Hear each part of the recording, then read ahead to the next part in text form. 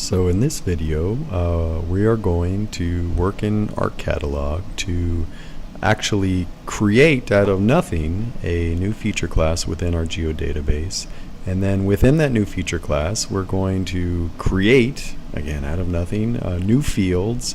And then we're going to do something called define an attribute domain for that field, which is essentially just limiting the possibilities of what it can be, which is hopefully one way to minimize some of the error on types of data that you collect.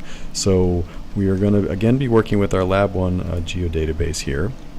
We're going to right click on this guy, and instead of importing pre-existing data, which is what we did before, we're actually going to do new. And so we're going to do a new feature class, and we want to give it a name. We're going to call this guy roads in this case, and we're just moving along here, and this is going to be, it's a road, so it's going to be a line feature. So we're not going to worry about the geometry properties, and this is, so now it's saying, okay, you have a new feature class, so hey, what's the coordinate system for this guy? In the geodatabase, you want all of the individual objects to have exactly the same coordinate system, and so rather than poke all around, what we can do is kind of slick. We can import a coordinate system from a pre-existing layer.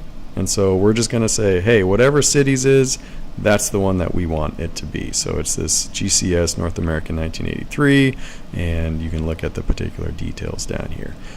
So now everything's in the same coordinate system, and so it will all match up.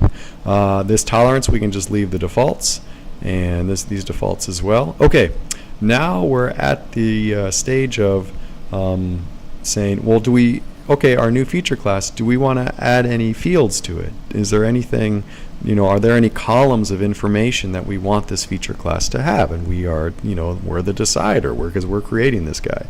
And in fact, we do want to create a new field, and we want to call this guy road class. Okay, and you could imagine that might be useful information to have in a GIS. You could say, is this a major highway, or is this just a little dirt road?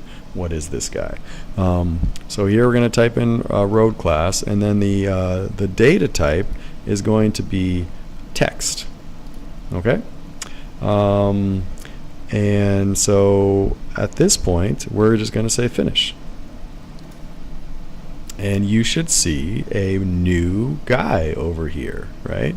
You should see a new guy over here. And I think we're going to stop there, and then we'll do adding the domains in the next video.